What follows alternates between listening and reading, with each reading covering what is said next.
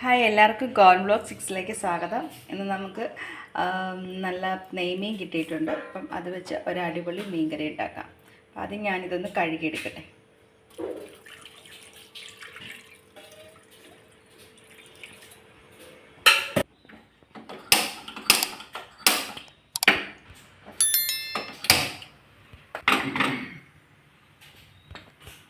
അപ്പോൾ ചട്ടി ചൂടായിട്ടുണ്ട്. നമുക്ക് കുറച്ച് എണ്ണ ഒഴിച്ചു കൊടുക്കാം. എണ്ണ ചൂടായി. ഇപ്പോൾ നമുക്ക് കുറച്ച് കടുക് ഒന്ന് പൊട്ടിക്കഴിയുമ്പോൾ കുറച്ച് ഉലുവ, 2 ഉണക്കമുളക്, പിന്നെ കറിവേപ്പില. അടുത്തത് ഇഞ്ചി വെളുത്തുള്ളി.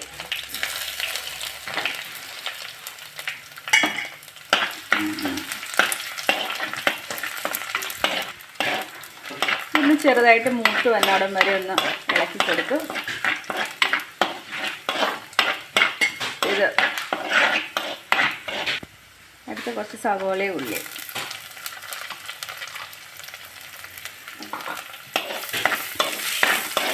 ഉള്ളി ഇടുന്നതാണ് കുറച്ചും കൂടെ ടേസ്റ്റ്. നമ്മൾ രണ്ടും കൂടെ കുറച്ച് എടുക്കും. ഇനി നമ്മൾ ഇതൊന്ന് വാടുന്നോടും വരെ ചെറുതായിട്ടൊന്ന് ഇളക്കി കൊടുക്കണം. ഇനി കുറച്ച് ഉപ്പിട്ട്, നമ്മൾ കല്ലുപ്പാണ് എപ്പോഴും ഉപയോഗിക്കുന്നത്, കാരണം അതിനാണ് ടേസ്റ്റ്. ഉപ്പും കൂടി ഇട്ട് കഴിയുമ്പോൾ സവോള വേഗം ഒന്ന് വഴണ്ടി കിട്ടും. ഇപ്പം നമുക്ക് സവോള നന്നായിട്ട് വഴണ്ടി വന്നിട്ടുണ്ട്. ഇനി തീ ഒന്ന് കുറച്ചതിന് ശേഷം കുറച്ച് മഞ്ഞൾപ്പൊടി നന്നായിട്ട് മൂത്തതിന് ശേഷം മാത്രമേ അടുത്ത പൊടികൾ ചേർക്കാവുള്ളൂ. മഞ്ഞൾപ്പൊടി നന്നായിട്ട് മൂത്തിട്ടുണ്ട്. ഇനി അടുത്ത് മല്ലിപ്പൊടി. ഇപ്പോൾ മഞ്ഞൾപ്പൊടി നന്നായിട്ട് രണ്ടും കൂടെ മൂത്തിട്ടുണ്ട്. ഇത് മൂത്തതിന് ശേഷം മാത്രമേ നമ്മൾ എപ്പോഴും മുളക് പൊടി ചേർക്കാറുള്ളൂ, അല്ലെങ്കിൽ മുളക് പൊടി വേഗം മൂക്കും. ഇനി അടുത്തത് മുളക് പൊടി ഇട്ട് നന്നായിട്ടൊന്ന് മിക്സ് ചെയ്യുക.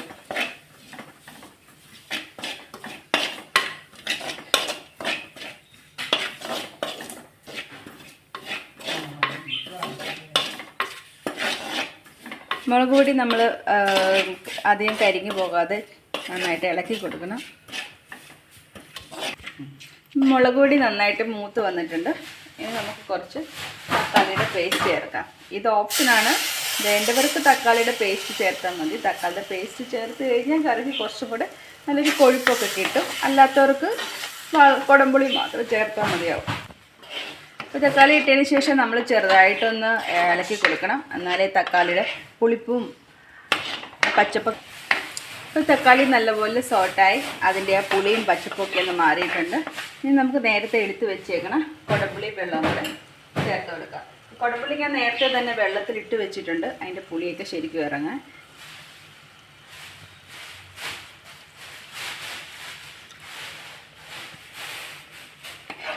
ഇപ്പോൾ വെള്ളം കൂടെ ചേർത്ത് കൊടുത്ത്, ഇത് നമ്മൾ കുടംപുളി ഇട്ട് വെച്ചിരുന്ന വെള്ളമാണ്, എന്നാലേ പുളിയൊക്കെ ശരിക്കും ഇറങ്ങുന്നുള്ളൂ.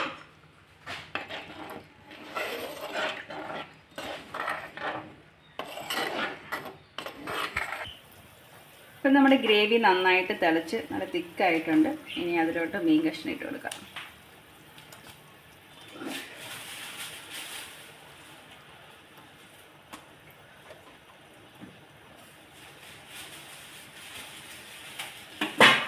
ഉടയാതെ പതിയെ ഒന്ന് ചേർക്കാം. ഇനി കുറച്ച് 2 കറിവേപ്പിലയും കൂടെ ഇട്ട് കൊടുത്തതിന് ശേഷം മീൻകറി ഒന്ന് മൂടി വെച്ച് വേവിക്കും. നമുക്കൊന്ന് നോക്കാം നമ്മുടെ കറി വെന്തിട്ടുണ്ടോന്ന്. നല്ല കൊഴുപ്പൊക്കെയുണ്ട്. കഷ്ണങ്ങളെല്ലാം വെന്ത് നല്ലപോലെ റെഡി ആയിട്ടുണ്ട്. ഇനി ഞങ്ങളുടെ വീഡിയോ നിങ്ങൾക്ക് ഇഷ്ടപ്പെടുന്നുണ്ടെങ്കിൽ എല്ലാവരും ലൈക്കും സബ്സ്ക്രൈബും ഒക്കെ ചെയ്ത് ഫ്രണ്ട്സിനും കൂടെ ഒന്ന് ഷെയർ ചെയ്ത് ഞങ്ങളെ സപ്പോർട്ട് ചെയ്യണം. ഇനി അതിന് ഉപ്പും പുളിയൊക്കെ ഉണ്ടോയെന്നൊന്ന് ടേസ്റ്റ് ചെയ്ത് നോക്കട്ടെ. പുളിയൊക്കെ നന്നായിട്ട് ഇറങ്ങിയിട്ടുണ്ട്. കാരണം നമ്മൾ തക്കാളിയും കുടംപുളിയും കൂടി ചേർത്തുകൊണ്ട് നല്ല പുളിയുണ്ട്, നല്ല കൊഴുപ്പുമുണ്ട്. അപ്പോൾ നമ്മുടെ കറി സെറ്റായിട്ടുണ്ട്. ഇനി ഞാൻ ഓഫ് ചെയ്തിട്ട് കുറച്ച് പച്ച വെളിച്ചെണ്ണയും കറിവേപ്പിലയും കൂടി ഇട്ട് കൊടുക്കുകയാണ്. നമ്മൾ മീൻകറി ഏതാ കറിയാണെങ്കിലും ഉണ്ടാക്കി കഴിയുമ്പോഴത്തേനും പുറമേ കുറച്ച് പച്ച വെളിച്ചെണ്ണയും കറിവേപ്പിലയും കൂടി ഇടുവാണെങ്കിൽ കറിക്ക് നല്ലൊരു ടേസ്റ്റ് സ്മെല്ലൊക്കെ ഉണ്ടാവുള്ളൂ. ഇനി നമുക്കിതൊന്ന് അടച്ചു വയ്ക്കാം. അപ്പോൾ നമ്മുടെ കറി റെഡി ആയിട്ടുണ്ട്. ഇനി നമുക്കൊന്ന് ടേസ്റ്റ് ചെയ്ത് നോക്കാം. വാവ്, തുറന്നപ്പോൾ തന്നെ നല്ല മീൻകറിയുടെ സ്മെല്ലാണ്. ഇനി ഇതൊന്ന് ടേസ്റ്റ് ചെയ്യണം. ഇവിടെ കറി ടേസ്റ്റ് ചെയ്യാനുള്ള ആളിവിടെ നിൽപ്പുണ്ട്. നമുക്ക് യുവാനേക്ക് കൊടുത്തിട്ട് ചോദിക്കാം. മോളമ്മോ, ഈ കറി ഒന്ന് ടേസ്റ്റ് ചെയ്ത് എങ്ങനെയുണ്ട് ചേച്ചി നമ്മുടെ മീൻകറി? കുറച്ചുകൂടെ എടുത്ത് കഴിച്ചു നോക്ക്. എങ്ങനെയുണ്ട്?